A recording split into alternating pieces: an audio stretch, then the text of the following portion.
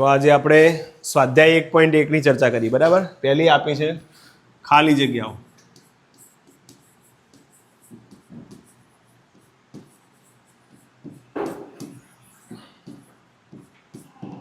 એમાં પહેલી ખાલી જગ્યા છે કે 1 લાખ બરાબર ખાલી જગ્યા 10,000। 1 લાખ બરાબર ખાલી જગ્યા 10,000। તો શું જવાબ આવશે? 10,000 કેટલી વાર આવે? તો 10 વખત। 10,000 આપણે કરીએ એકવાર, આવા આપણે 10 વખત કરીશું એટલે 1, 10,000, 10,000, 20, 30, 40, 50, 60, 70, 80, 90 અને 10 એટલે 10 વખત આવશે 10,000। ખ્યાલ આવ્યો? એટલે જવાબ આવશે 10। ચલો બીજી ખાલી જગ્યા છે કે 1 મિલિયન બરાબર 1 મિલિયન બરાબર ખાલી જગ્યા 100,000। તો 100,000 એટલે કેટલી વાર થશે? તો એ પણ કેટલી વાર આવશે? 10 વખત। તમે ઓકળામાં લખો કે શબ્દોમાં લખો તો પણ ચાલે। ત્રીજી ખાલી જગ્યા છે 1 કરોડ બરાબર 1 કરોડ બરાબર ખાલી જગ્યા 10 લાખ। તો 10 લાખ કેટલી વખત આવશે? તો એ પણ કેટલી વાર આવશે? 10 લાખ 10 વખત થશે। ખ્યાલ આવ્યો? 10 વખત થશે। ચોથી ખાલી જગ્યા છે 1 કરોડ બરાબર ખાલી જગ્યા મિલિયન। 1 કરોડ બરાબર ખાલી જગ્યા મિલિયન। હવે મિલિયન શબ્દ આવે એટલે આપણને ખ્યાલ હોવો જોઈએ। 1 મિલિયન એટલે 10 લાખ। તો 1 કરોડ એવા કેટલા મિલિયન થશે? 10 મિલિયન તમે કરશો એટલે 1 કરોડ થશે। પાંચમી ખાલી જગ્યા છે 1 મિલિયન બરાબર કેટલા લાખ? 1 મિલિયન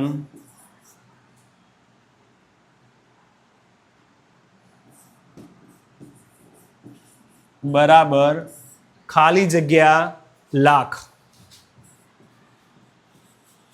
તો કેટલા લાખ થશે? 10 લાખ ભેગા કરો અથવા 10 લાખ એટલે 1 મિલિયન થાય, બરાબર। તો આ હતી આપણી ખાલી જગ્યાઓ। બુકમાં તમારે ABCDEF એ રીતે નામ આપેલું, અને એ આ BCD અને E। તો ચલો બીજો દાખલો છે કે યોગ્ય રીતે અલ્પવિરામ મૂકો અને સંખ્યા લખો। તો પહેલી સંખ્યા છે 73 લાખ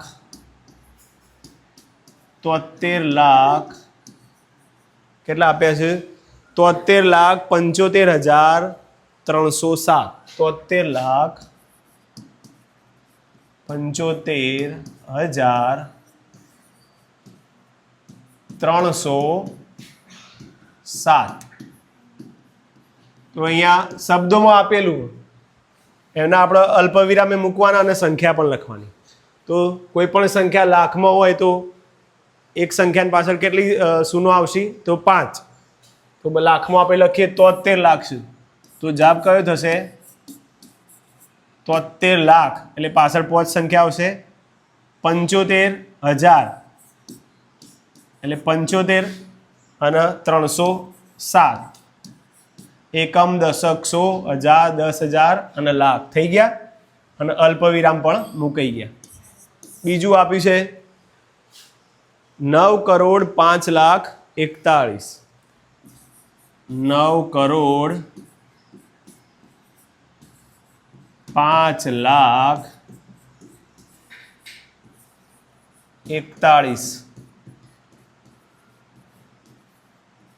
તો કરોડ આવે એટલે એક સંખ્યાની પાછળ કેટલી સંખ્યા હોય?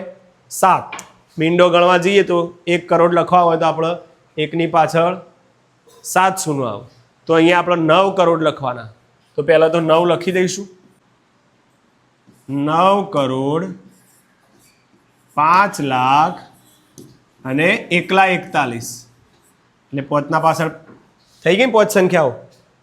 આ રીતે ના ફાવે લખતા તો શું કરવાનું? પહેલા 9 7 મિનિટમાં મૂકી દેવાનો. બરાબર, આ 9 કરોડ થઈ ગયા. પછી એકલા 5 લાખ લખી દેવાના.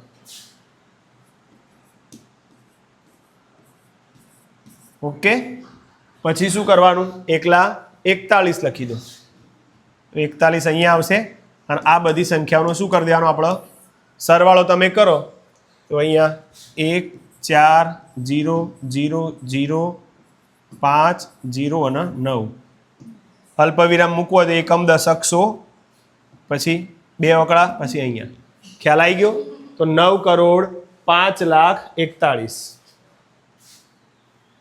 આ રીતે પણ તમે લખી શકો. ત્રીજા નંબરમાં છે સીમો. શું આપ્યું કે 7,52,00,000 7,52,00,000 કેટલા આપ્યા છે? 21,302.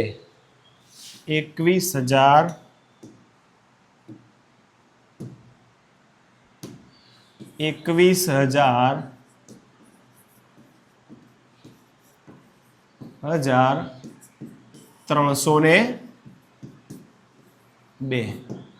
તો પહેલા 7 કરોડ લખી દેવાના. તો 7 આ રીતે લખવાનું.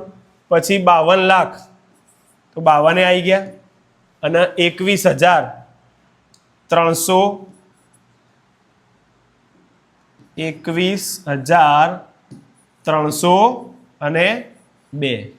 ઓકે, હવે ડીમાં આપણે લખવું છે. તો ડી કઈ રીતે લખીશું આપણે? ડીની રકમ જુઓ તમે. ડીમાં આપ્યું છે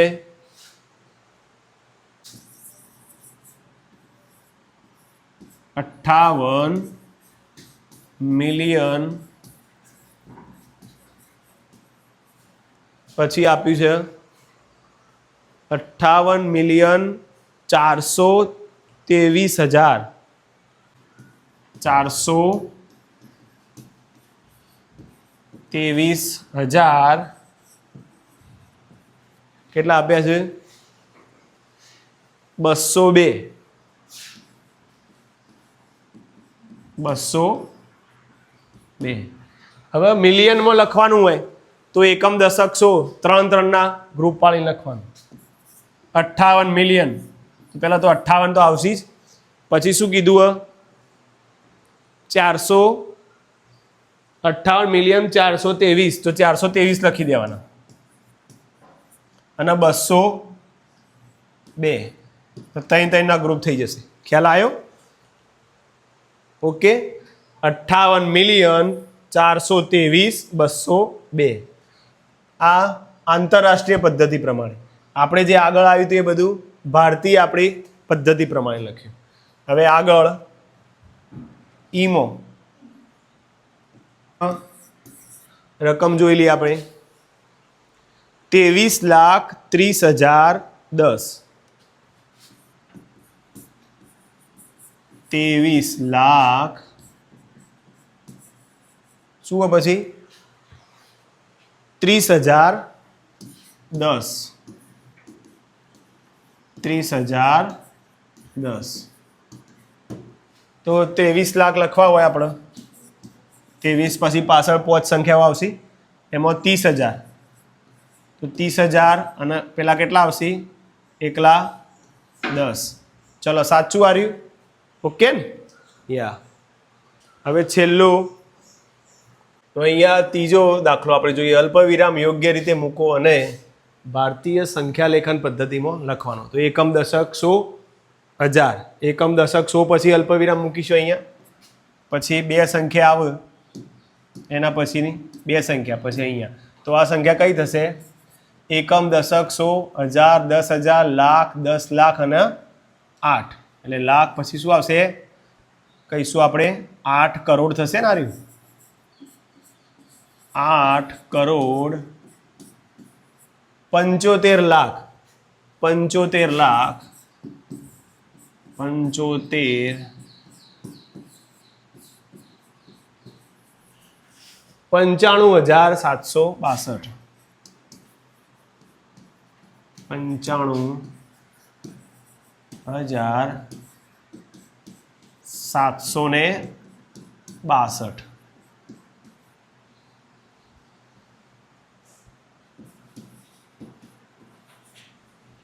બીજું છે 8,5,4,6,2,8,3 તો ભારતીય સંખ્યા પદ્ધતિ પ્રમાણે એકમ દશક સો પછી અલ્પવિરામ પછી બે રકમ પછી અલ્પવિરામ તો આનો જવાબ થશે 80,46,000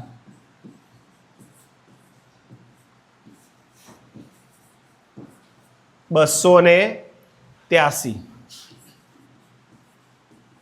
283 ચલો અહીંયા 999,000,46 તો એકમ દશક સો પછી બે રકમ પછી અહીંયા તો આનું થશે 9 પછી કેટલી સંખ્યાઓ 1 2 3 4 5 6 અને 7 એટલે શું થશે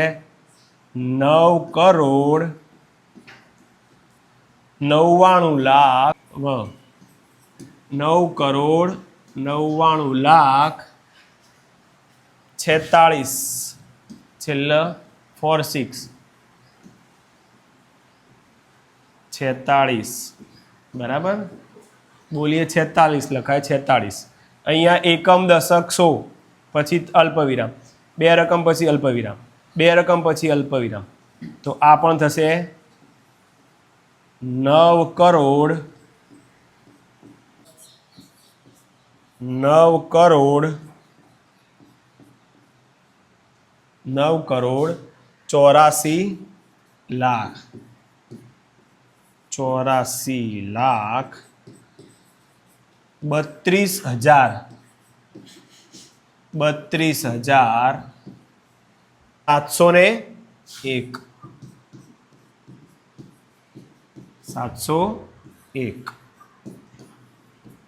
હવે ચોથો દાખલો ઓકે ચલો હવે ચોથા નંબરનો દાખલો આંતરરાષ્ટ્રીય પદ્ધતિ પ્રમાણે અલ્પવિરામ યોગ્ય રીતે મૂકો અને આંતરરાષ્ટ્રીય સંખ્યા પદ્ધતિમાં લખવાનું રકમ આપેલી છે પહેલી તો એમાં આંતરરાષ્ટ્રીય પદ્ધતિમાં કેવું હોય પાછળથી 3 ઓકળા મૂકવાના એકમ દશક સો પછી પાછા 3 ઓકળા તો આ થશે અને લખવાનું પણ એ પદ્ધતિમાં તો 78,921,000 કેટલા આપ્યા છે 92 921,092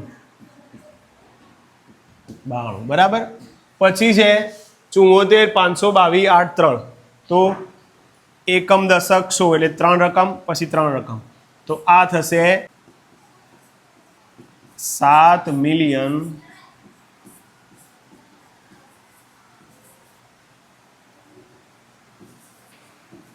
કેટલા હજાર તો 452,000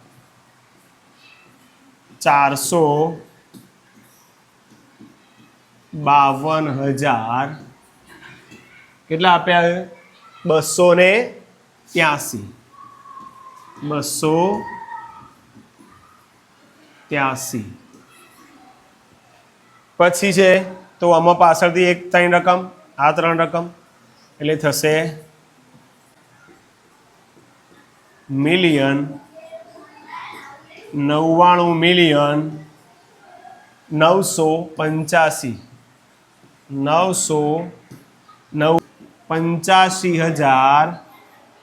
કેટલા આવશે 102 છેલ્લો દાખલો છે તો એમાં પાછળથી 3 રકમની અલ્પવિરામ આ 3 અલ્પવિરામ તો થશે 48,922,000 48 મિલિયન